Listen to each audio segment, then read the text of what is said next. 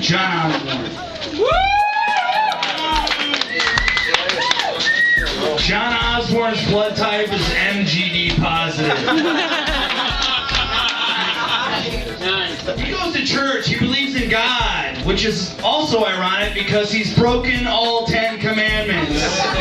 He never keeps the Sabbath holy. It's his birthday. I saw on Facebook that today is Pay It Forward Day. The only thing John is paid forward is crabs.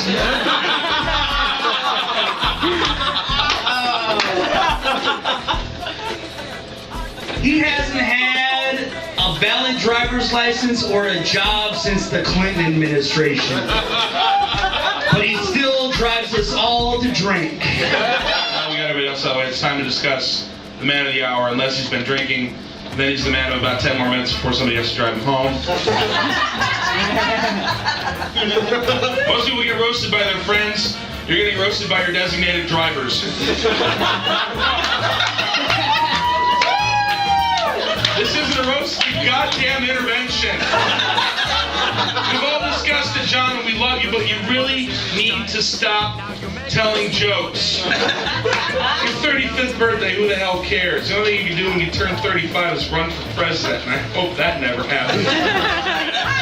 My fellow Americans, we face a time of intense crisis. Fuck it.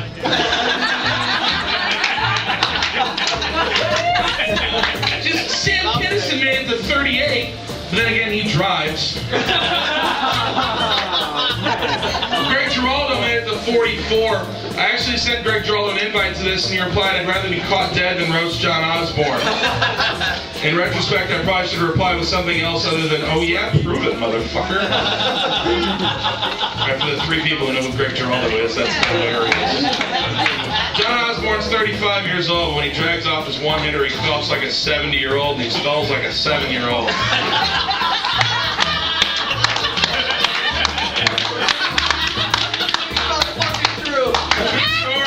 The first fantasy football draft I went to, Oz's commish is writing names on the board.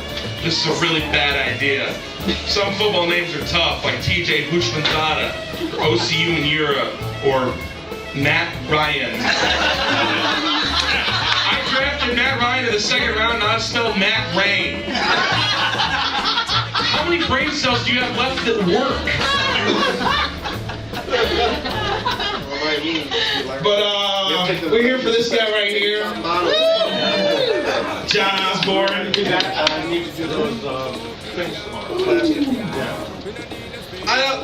I decided that I couldn't really say anything about John, so I decided to read a poem instead. Here we go. 'Twas the night of the roast, and all through the end, the comics were stirring to get unnecessary shots in. Jaeger bombs were lined along the bar with care. There were more to be had than Ozzy has fucking hair. It had been a hell of a year, full of smoke and shots aplenty. I'd have to say Ozzy owes me at least 20. We did shows once a week and workshops, once a month and workshops every week. And if you've been to one, you'd probably say, I didn't have to hear Ozzy speak, this shit would be okay. Oh yeah, we're roasting John Osborne. This should be rich. Let me start by saying, you son of a bitch. Some think you're funny, cheery, nice guy. Every time I see you, I wish I were blind in both eyes. I fucking hate you. Just kidding, I'm blowing off steam. Wait a minute, I do hate you. You die in my dreams.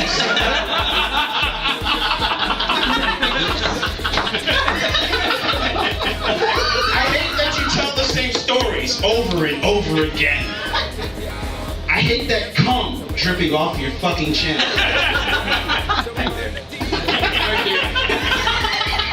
I hate that you're white, but you want to be black. I hate you voted for Obama. I'm taking that shit back.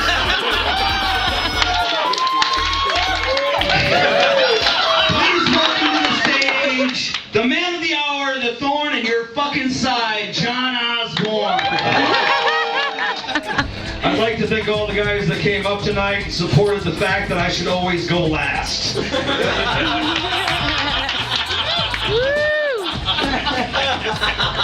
People talk about my drink and they say, drinking doesn't solve anything. It does if you're thirsty.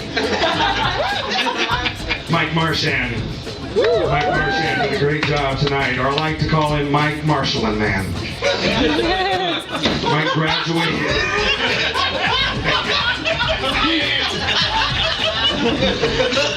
Mike graduated from Notre Dame and did not play football. Wow, how bad do you have to suck for ND to fucking reject you? Mike is the only guy I know that can put together a holiday karaoke CD. I didn't even know they had a song for Columbus Day. I always thought Mike looked familiar the first time I met him, and I could never place it, but then it hit me. Every year about this time, they put a magical hat on him and he dances around. Happy birthday! Oh, and then I'm to Rob. I thought Rob would be up here the longest because he combined his two favorite things, talking and breathing. I call Rob a great friend, and he calls me the idiot he hangs out with. Rob is the only black guy you know. That's the end of that show.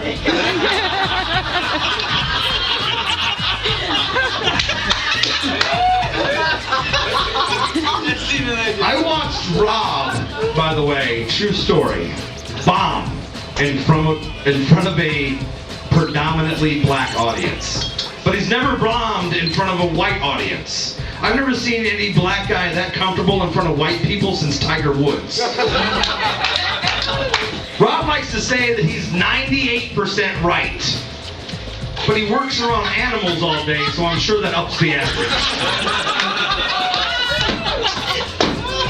Rob and Karen are one of the most perfect couples I've ever seen, but they have differences. She's a scientist, he works at PetSmart. She's funny, he's not. He likes to argue, she wins. They're like the yin and yang symbol, you know? She's the black-white girl and he's the white-black guy. And now to Jack.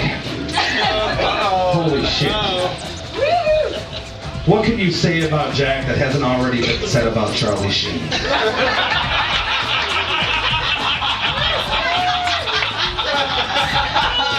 Jack Hall has a great heart and a pretty good liver. Jack is one of my best friends and he has a guardian angel that calls him Sickle. Jack Hall is one of my best friends and he's basically a half-ass functioning Nick Nolte. You guys are great and I love you all. All of you, at some point in your life, have actually helped me out. And I can't thank you enough. It means a lot for me to have you guys here. And I am a very emotional person, so I'm going to wrap this up. I love you guys, and I thank you very, very much for being here tonight. Thank you very much.